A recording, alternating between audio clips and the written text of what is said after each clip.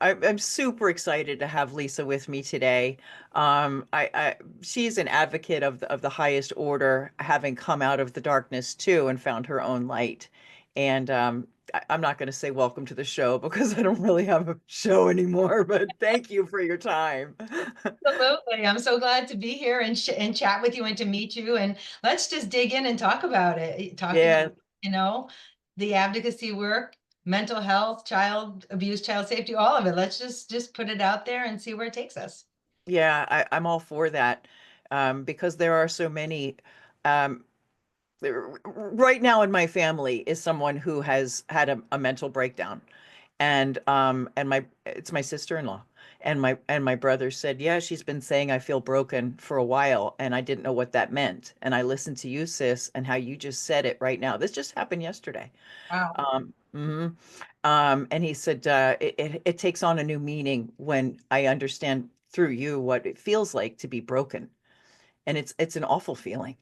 And it is an awful feeling to feel broken. I mean, we've felt broken in our lives, and how we work to overcome those things. But when you're feeling broken, you're in that place where nothing nothing feels right. You don't feel good in your own skin. You don't feel good in your surroundings. Everything is distorted. That's a good way to explain it. It feels distorted and clouded, and your view is just again so clouded that you just don't know which end is up. And it's hard to find your way out of that darkness. You need people, you need a good, strong voice, you need good support and good love to get you through those dark times.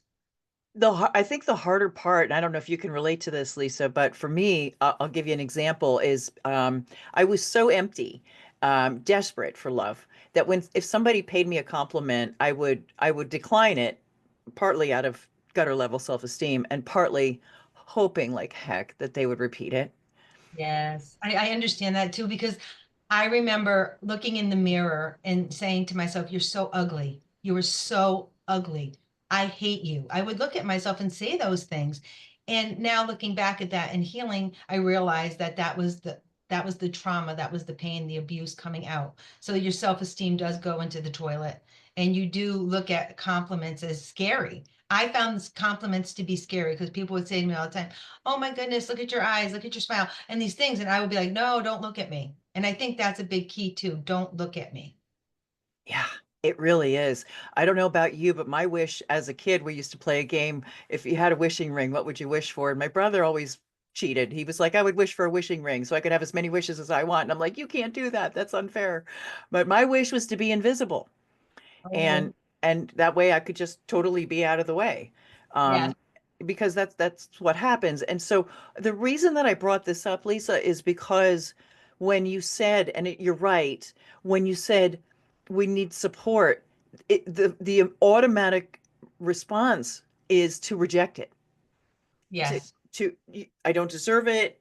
It's not for me. I don't, I shouldn't even be here. All these things that. right. No, I hear you. And so I really want anybody who's listening right now, if you're in any kind of angst about getting help or that you're worthy of getting help, please know that you are. That whatever was said to you, it doesn't make it true. It's true. And I can remember a pivotal point in my young life, probably about 14. And again, looking in that mirror and being angry about what was happening to me and the abuse. But I looked in the mirror that day and I said to myself, "You deserve better. You are worthy of good things." And I wrote those things down and I kept reading them to myself over and over, being my own cheerleader, encouraging myself. Yes. But having that moment of saying, "I'm done. I'm done being abused. I'm going to fight back and I do deserve better." And it's like you're reclaiming yourself. And of course, it doesn't happen overnight. It's not like you say it and magically it all, everything disappears and everything's beautiful. No, but that is the first step to healing, to moving forward, and to fight for yourself is to look at yourself and say, "I am worthy. I deserve better." Those words. Yeah, it's Mm, absolutely what, the words that we say to ourselves over and over. Repetition is a tenet of brainwashing. And if we've been air quote brainwashed with negativity, our subconscious has taken that in. And so at first affirmations can feel like I'm lying to myself. I'm mm, absolutely just full of crap. And I don't, and so it comes up against that programming. But that's all it is. It's programming. We can change the channel, We you know? can, and we can undo, and this is something else I've learned too. Yes. We can undo the abuse, Yes. working through with therapy and self-work. You can undo the abuse because I see so many things in myself now compared to then, and how I process, how I think, how I write, how I read things. It opens you up to a whole new world, but you do have to start at the beginning. And I tell everybody, when you go on that healing journey, go back to your childhood, because that's where you are going to find the keys to so many things. The brokenness many times comes from that childhood, comes from what broke when you were young. And now you're, as an adult, have to fix that. And it's a journey, but it's an amazing journey. Even though there's a lot of tears and struggles, when you get to the other side and you look back, it's just such a powerful moment to say, wow, I did it. And I remember I was 36 walking down the sidewalk in San Diego, and it felt like a bolt of lightning hit me. And it was like, oh my gosh, if I ever wanted to have kids, I wouldn't be my mother to them. Oh my God, like that was what I wanted the most of all, was to remake who I was, so yeah. that if I were to ever have kids, it wouldn't be passed on. And I understand that. And mental health, as we know, and abuse is generational. And I write a lot about that in my second book, the Book of Joanne, which is my mom's story and my Yes. mom's battle with mental illness. It is generational. And I felt the same way, knowing when I had children one day, I did not want to be anything like my mother. I did not want to ever have my kids go through the horrendous things I went through.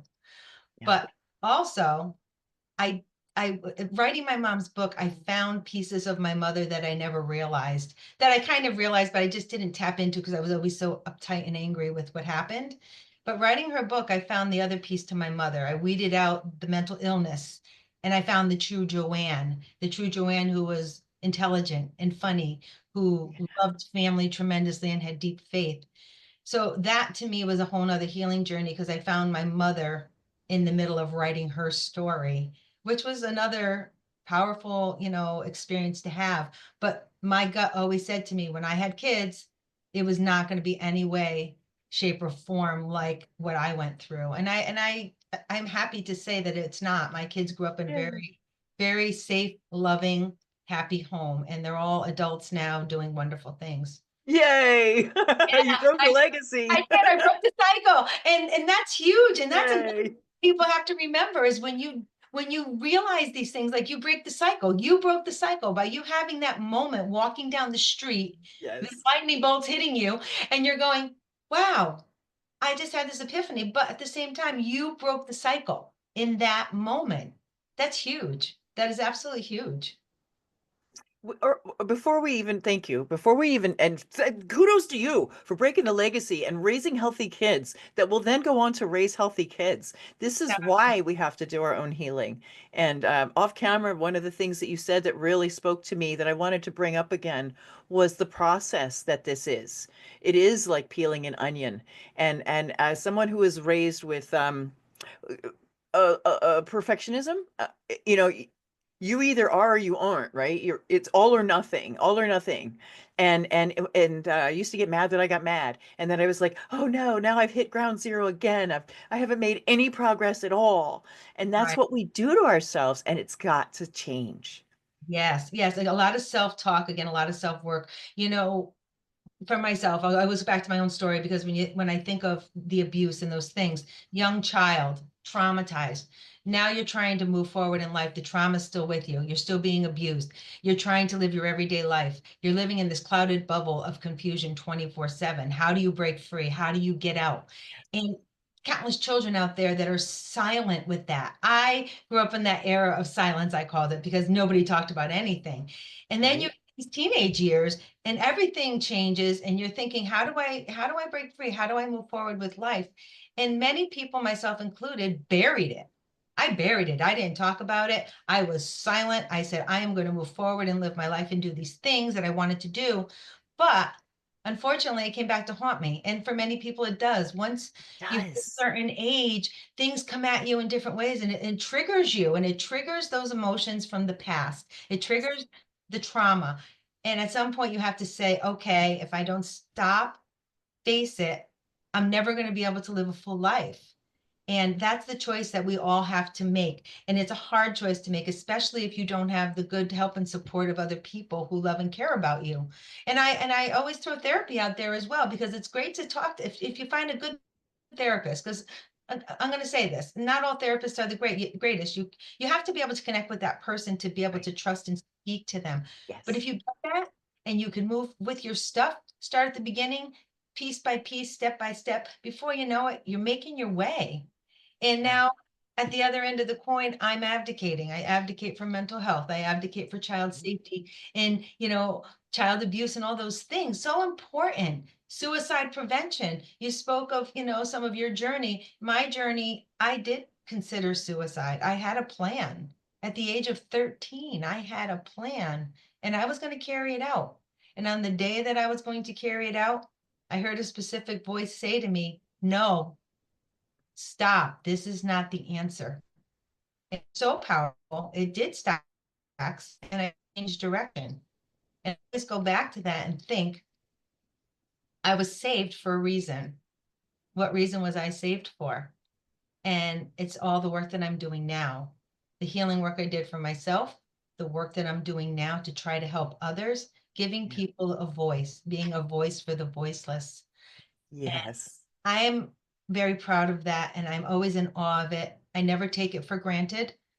I speak from the heart. I speak authentically always, because I know that's how you touch people. That's how people realize you're the real deal. You're not blowing smoke, smoke and mirrors, pony shows, all those things. No, you're the real deal.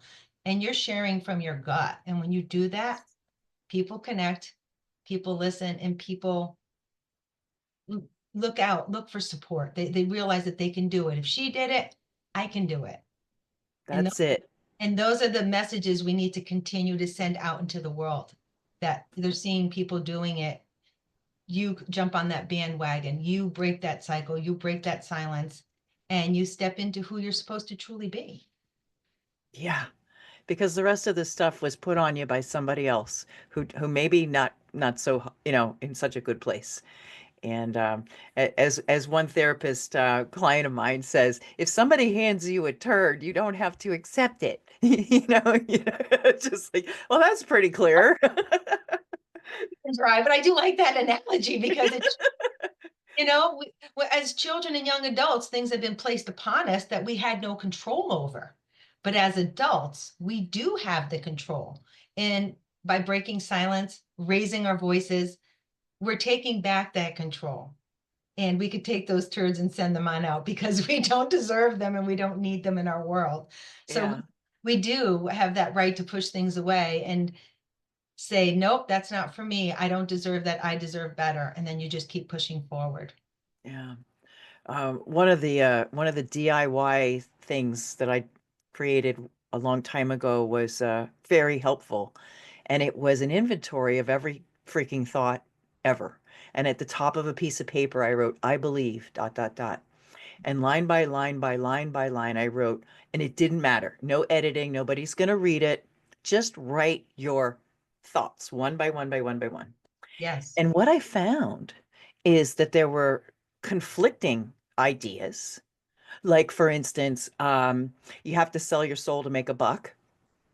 And I was I got into metaphysics at age 20. So, I was really all about what's our spirit called to do.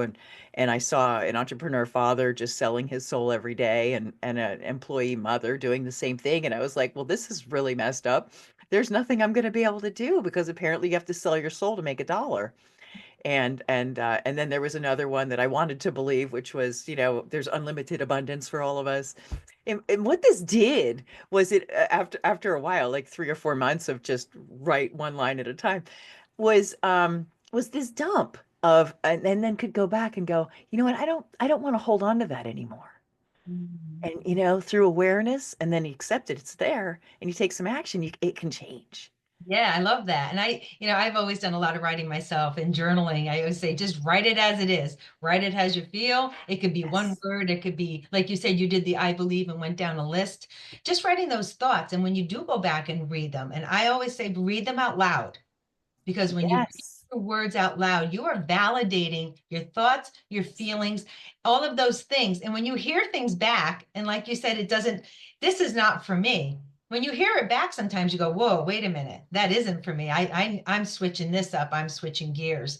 And it's a very helpful tool to do that, to write, to read it, to look back at it, say it out loud. Because when you say it out loud, it makes it real. It makes everything you feel inside real. And that's a great way to work through your thoughts and feelings. And again, release things, let them go, jump onto new things, new opportunities, new, thought process, and moving forward. Moving forward is key. And I have to tell you, like my dad always said that to me, Lisa, no matter what goes on, always move forward. And he did say that to me many, many times. And he's right. We Yeah. have to continue to move forward. But I think the piece my dad kind of left out was as you move forward, you still have to release some other things so that you feel lighter, you feel more mobile to keep on going. So, Yeah. you know, we're a constant work in progress, right? Yes, yes. You have to go through it to get over it. And the trick's not to get stuck in it and don't Sure. create an identity around it. Because I was pissed off for 5 years. Like I totally like stomped around for 5 years. I It, Yeah, I did for a long time. So through my teenage years, oh, my teenage years were turbulent. I was so angry, of course, yes. of all the things that happened to me. I dealt with loss, I dealt with abandonment, I dealt with severe abuse. I had a second abuser who was a sexual abuser. Oh no. I dealt with severe sexual abuse. My story is very complex. And as you keep putting my book up on the screen, The Unspoken Truth, I always have to throw out a trigger warning. If anyone reads my story, it's a very raw, profound look at child abuse. And I write it from the child's perspective right in the moment. So when you're reading it, it's my Ooh. thoughts and perspectives exactly how it's happening. And that was really hard to write it that way. Oh But my in God. my mind, it was the only way I wanted my story to be heard. I wanted it to be heard from the child's perspective because people need to understand what happens behind closed doors, what happens to the child, and how the child is feeling. So coming up into my teenage years, I was extremely angry. I was out of control. It was all of that pent up Yes. abuse. And Yes. I never, again, never spoke of it. People knew very little about my past, very little about what I was going through. People knew about my mom being sick because my mother was so ill. Like she was just over the top with her behavior. So out in public, my mother always created a scene. People knew her that way. And I had to live with that for years upon years of Oh just gosh. her behaviors were so outlandish. It's unfortunate. She was so sick and so out of control that it just imploded onto everybody else around her. So we all lived, our circle of family lived a really rough lifestyle with my mother because she was so unstable. And, thinking about that, it was hard. It was hard to live through it. It was hard to be her daughter and love her. I loved her and hated her at the same time. Yeah.